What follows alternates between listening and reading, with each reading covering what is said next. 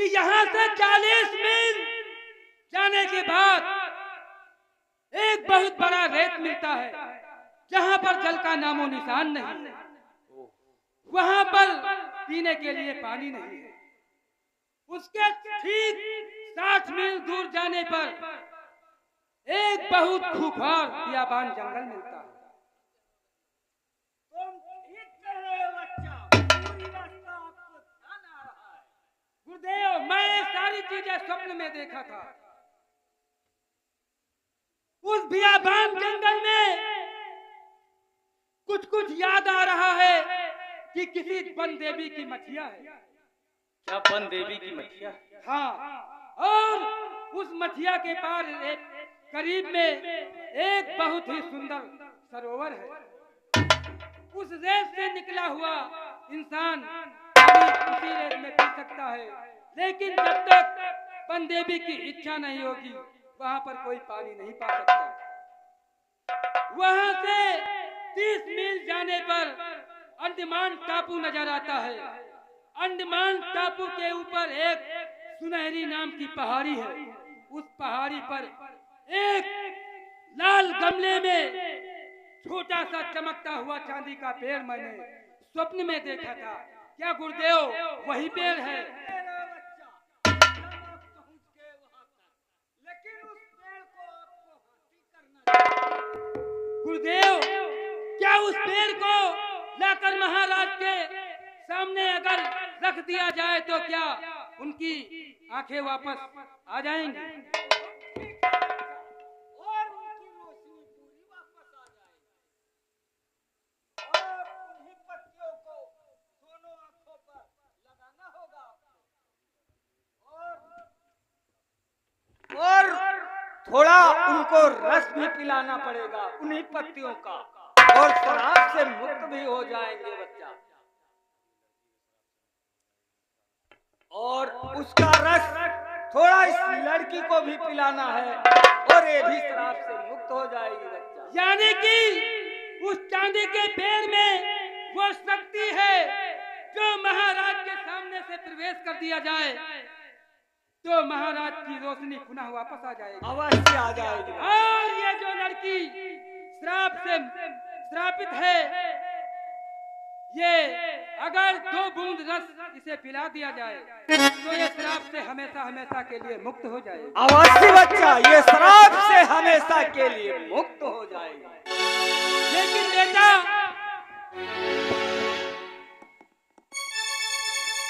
कहिए चाचा।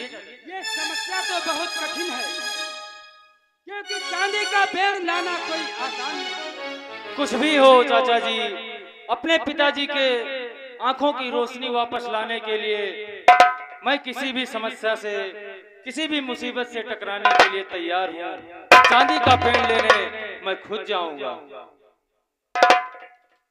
मजबूर हूँ बेटा, चांदी का पेड़ तो मैं भी ला सकता था। चंद्रनगर रियासत से लेकर अंडमान टापू तक हमारा इलाका है। एक एक सेठ मेरे नाम से ठहराते हैं, लेकिन ये काम महाराज के खानदान का चिराग ही कर सकता है। इसीलिए तो मैं कह रहा हूँ कि मैं स्वयं जाऊंगा चाचा जी। ठीक है बेटा, आप जाइए, हम तुम्हारा इंतजार करेंगे। चंद्रनगर रियासत के चारों तरफ हमारे साथी फैले रहेंगे। तुम्हारे वापस आने तक हम तुम्हारा इंतजार करेंगे। जब वापस आ जाओगे तब हम चंद्रनगर रियासत पे धावा बोलेंगे और श्यामजादे को मौत के घाट उतारेंगे। ठीक है चाचा जी, मैं गुरुदेव से और माँ से इजाजत लेकर के शीघ्र उस अंडमान टापू की ओर प्रस्थान करता हूँ। ठीक है बेटा, जाओ, क्योंकि समय बहुत कम है। वो किसी समय महाराज पर कोई भी अत्याचार कर सकता है।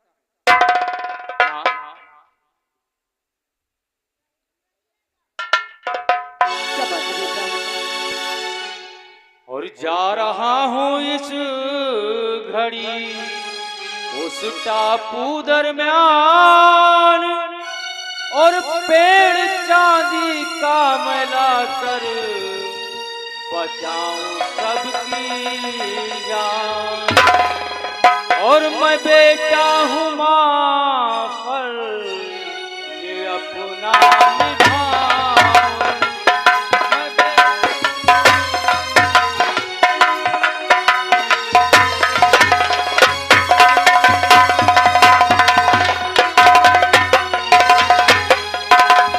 मैं बेटा हूँ माँ फर्ज अपना निभाऊं।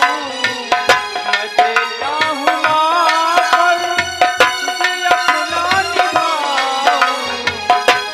आकर पिताजी को रति से मिलाऊं।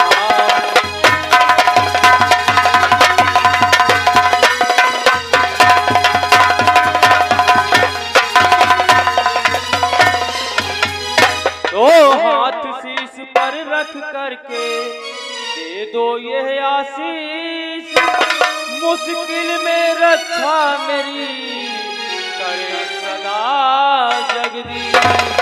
और हुकुम सिंह को मुल्क के यदम मैं बताऊं।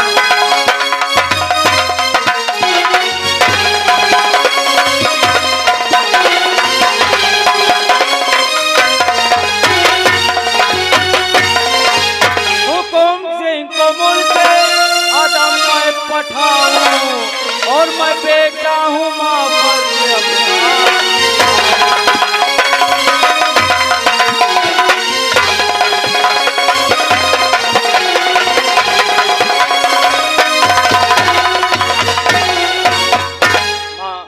अब मुझे जाने की इजाजत दीजिए, मैं अंडमान टापू की तरफ प्रस्थान करता। ठीक है बेटा, भगवान तुम्हें कामयाबी है।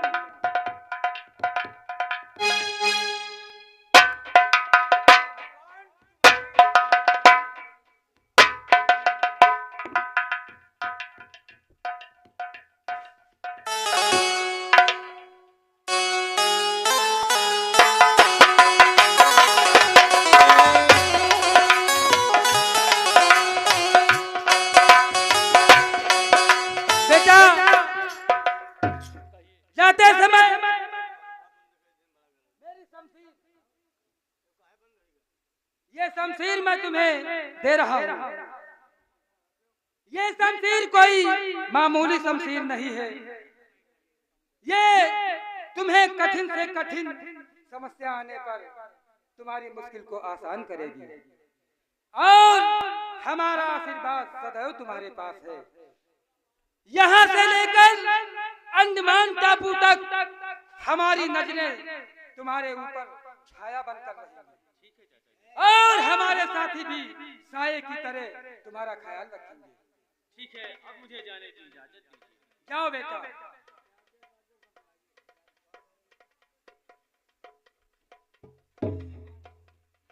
जग्गा,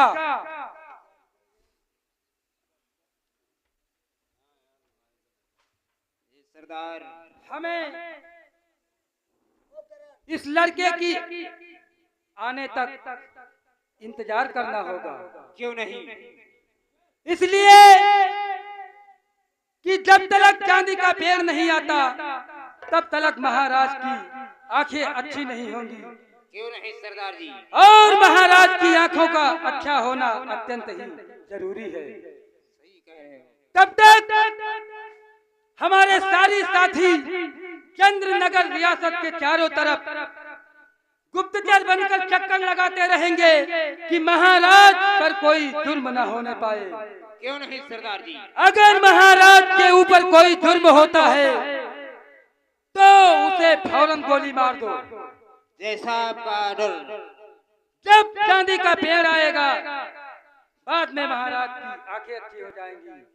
लेकिन अगर महाराज जीवित हैं तो उन्हें उसी हाल में तब तक रहने दो जब तक कि चांदी का पेड़ नहीं आ जाता। क्यों नहीं सरदार जी? ठीक है, चलो हम चलते हैं अपने अड्डे की ओर। शारदा, ये बताओ कि तुम अभी हमारे साथ चलोगी या गुरुदेव के आश्रम में रहोगी? स्वामी, बेटे के आने तक मैं गुरुदेव के आश्रम में ही रहूंगी। सही कह रही हो शारदा। जब तक राजकुमार चांदी का पेड़ लेकर वापस नहीं आता तब तक तुम्हें गुरुदेव के आश्रम में रहना ही उचित होगा। हाँ स्वामी। और ऐ लड़की, ये बता कि तू अपनी हवेली जाएगी या यहीं रहेगी? मैं भी बाजी के साथ रहूंगी। लेकिन शारदा, ये मेरी समझ के बाहर है, क्योंकि ये तूफान सिंह इस तरह शादी करके अपने आप को लज्जित नहीं कर सकता, इसलिए इसे अपनी हवेली जाने को कहो और समय आने पर हम विजय सिंह से इसकी शादी इसके राजभवन में कराकर इसे दुल्हन बनाकर तुम्हारे सामने पेश करूंगा। ठीक है स्वामी, मैं भी इसे समझाती हूँ। ठीक है, समझा दो। हम लोग चलते हैं अपने अड्डे की तरफ। जग्गा, हम चलते हैं शेर घाटी से होकर काली पहाड़ी की तरफ, क्योंकि चंद्रनगर की सीमा वहां से बहुत नजदीक है। वहां से मुझे सारे समाचार मिलते रहेंगे। चलो साथियों, जय भवानी। बेटी, माँ, अब तुम्हें यहाँ रहना ठीक नहीं है, तुम अपनी हवेली जाओ। आज मेरे बेटे के आने पर तुम्हारी शादी धूमधाम से होगी। ठीक है माँ, जैसा आप कहें। ठीक है, चलो बेटी।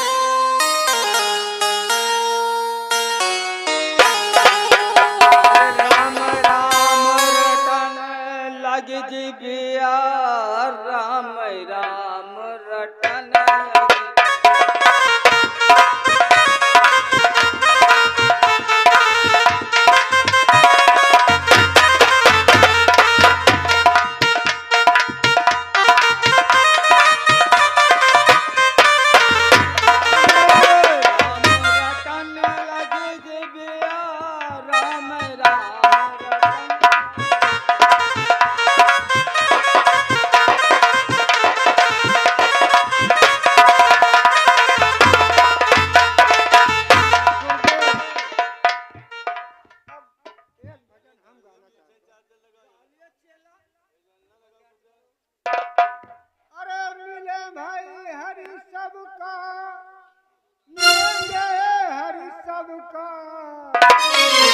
दिन राम